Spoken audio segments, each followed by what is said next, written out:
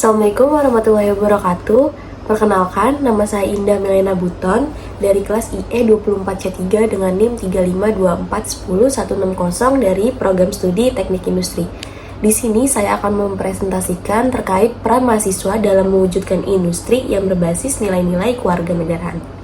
Tujuan presentasi kali ini adalah yang pertama, mendorong partisipasi mahasiswa dalam industri yang beretika, menginspirasi mahasiswa untuk ikut serta dalam menciptakan industri yang tidak hanya maju secara teknologi dan ekonomi, tetapi juga menjunjung nilai tinggi, moral, dan tanggung jawab sosial.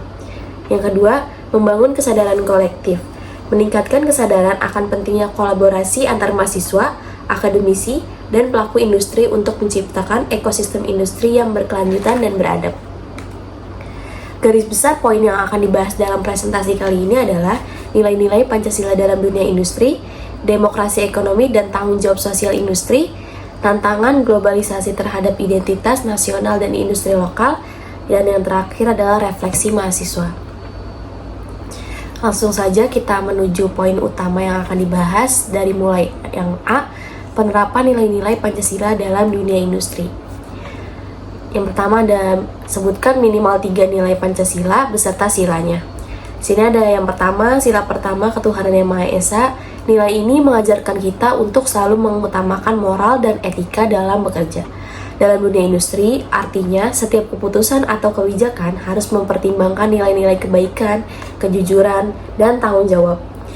Yang kedua, sila kedua yaitu kemanusiaan yang adil dan beradab. Nilai ini mengingatkan bahwa dalam bekerja, kita harus tetap menghargai hak dan martabat sesama manusia.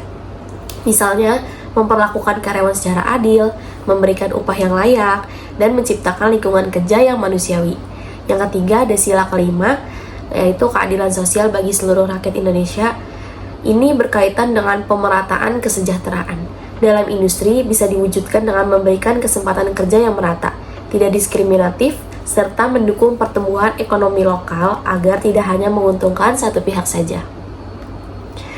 Yang kedua, jelaskan implementasinya dalam kegiatan industri, misalnya manajemen, SDM, pengambilan keputusan kepemimpinan. Yang pertama, dalam manajemen SDM atau sumber daya manusia, nilai kemanusiaan yang adil dan beradab bisa diterapkan saat perusahaan memperlakukan karyawan secara manusiawi. Misalnya, memberi upah yang layak, waktu kerja yang wajar, dan tidak membeda-bedakan karyawan berdasarkan latar belakang mereka. Jadi, karyawan merasa dihargai dan bisa bekerja dengan nyaman. Yang kedua, dalam pengambilan keputusan. Nilai keadilan sosial bisa diterapkan dengan mempertimbangkan dampak keputusan terhadap semua pihak, bukan hanya demi keuntungan perusahaan saja.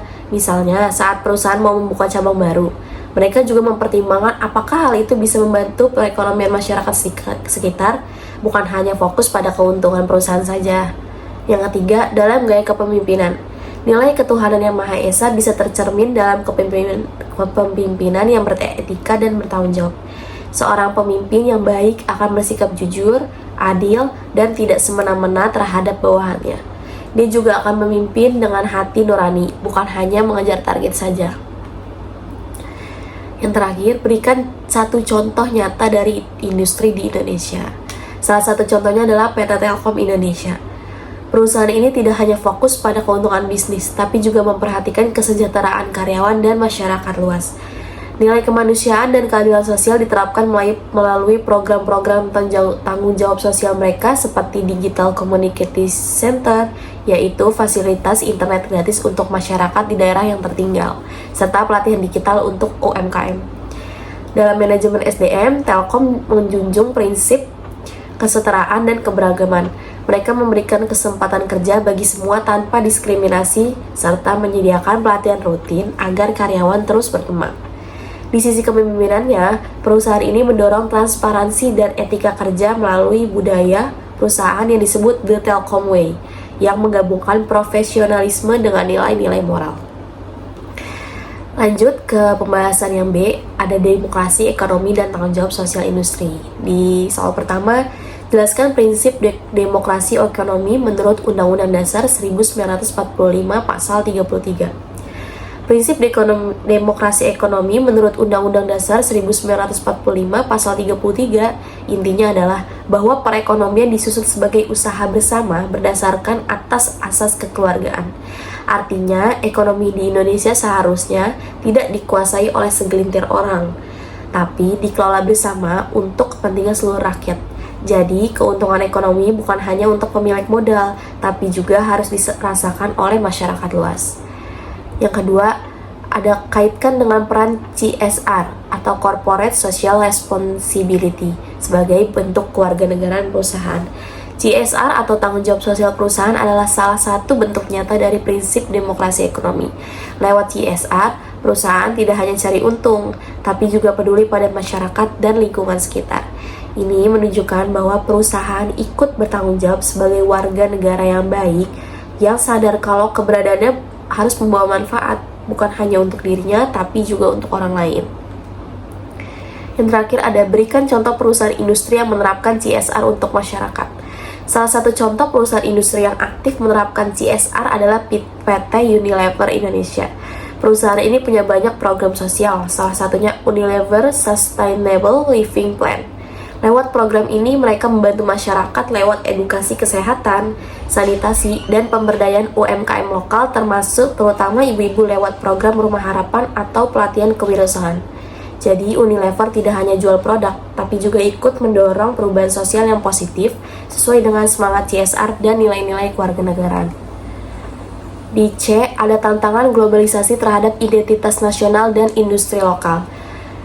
Yang pertama, apa tantangan terbesar industri nasional dalam mempertahankan identitas bangsa?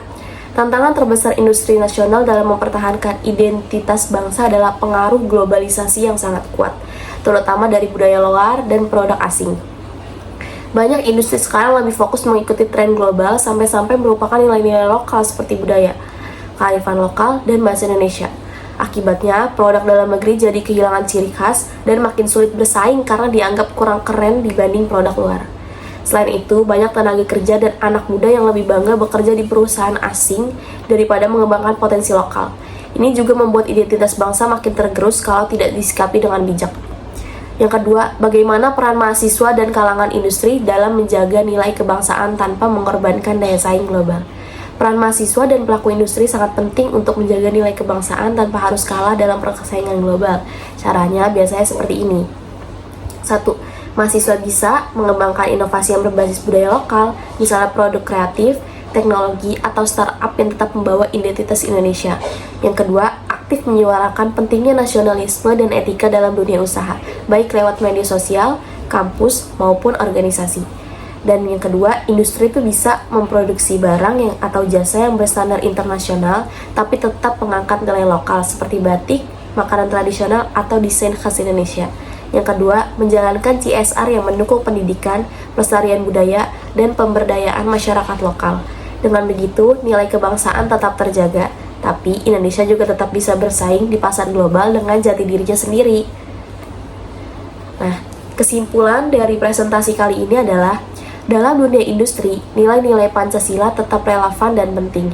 Misalnya, sila pertama, mendorong etika dalam kepemimpinan. Sila kedua, menekankan perlakuan yang adil terhadap karyawan. Dan sila kelima, mengingatkan pentingnya pemerataan kesejahteraan. Nilai-nilai ini bisa diimplementasikan dalam manajemen SDM, pengambilan keputusan, dan kepemimpinan yang berdasarkan moral dan keadilan.